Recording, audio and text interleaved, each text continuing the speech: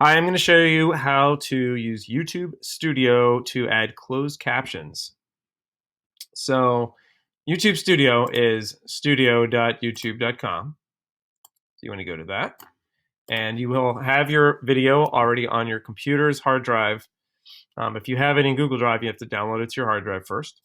And then you're going to click Create, Upload Videos, and you can either select or drag and drop the video here. Once you drop it in here, it will take some time to process, and the captions will not show up right away. So you got to probably drop your videos in, go do some other task, and then come back. All right, once your videos are ready, you will go into the content, and you can also find your videos on the dashboard under like published videos down here. We're going to go to our content, and you're going to find the video, and I'm going to use this video right here. This is a 2-minute, 20-second video, and I'm going to click on the details. So once I open the video details, over on the left, you have the subtitles menu on the bottom left.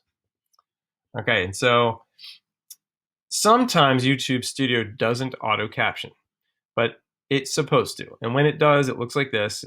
These are our English automatic captions. And I have this option to duplicate and edit, which is what I need to do. So I'm going to click on that.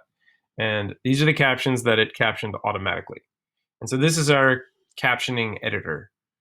And so to begin, you could just go through right here and correct everything, but it's a little hard to read and figure it out in some cases. But if you wanted to start from here and go through and just start by correcting, you want to focus on capitalization, punctuation, making sure the vocabulary, the actual nouns, the words are correct.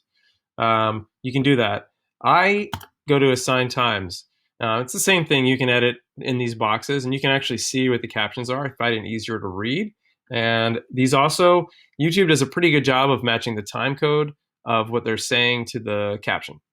As long as you don't change the captions drastically, the time code will continue to match pretty well. But there will be cases where you decide, oh, I need to add a few words in here and maybe take a few words out of this one.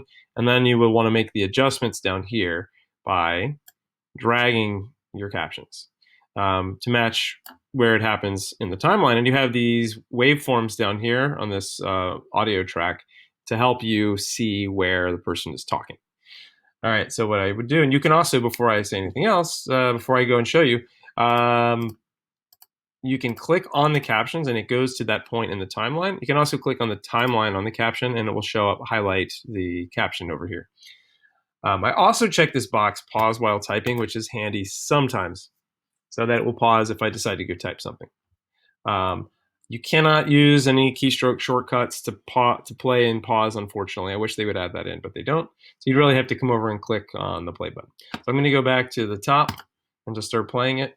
One great solution that will ensure that your students, both in class and at home, can hear you is a... Okay, so right there, I would read through this. I was kind of reading the caption over here. You can also read it over here. Is a wireless headset. So period. So there's the end of the sentence. And then I know I need to capitalize this. And so you notice like the phrasing doesn't match very well. Like they should probably, like if these were really clean, this would be the end of the caption and this would start a new caption. And if I do that, I can hit return. It will make a new caption and it fixes the time code that breaks it there. You can see it does it down here. But then this caption is going to be a little bit too long. So so as soon as you start editing, everything gets a little messy and you have to keep going, kind of cascading through to keep it clean so that you only end up having like 2 lines because you don't want it to look like this. But I'm going to just show you how to clean this one up. So I'm going to hit backspace to bring that up to the next line and find the next break. To make it work, you need to add your wireless headset to your computer through the system settings. It's probably a good place to stop. And then I would hit return there.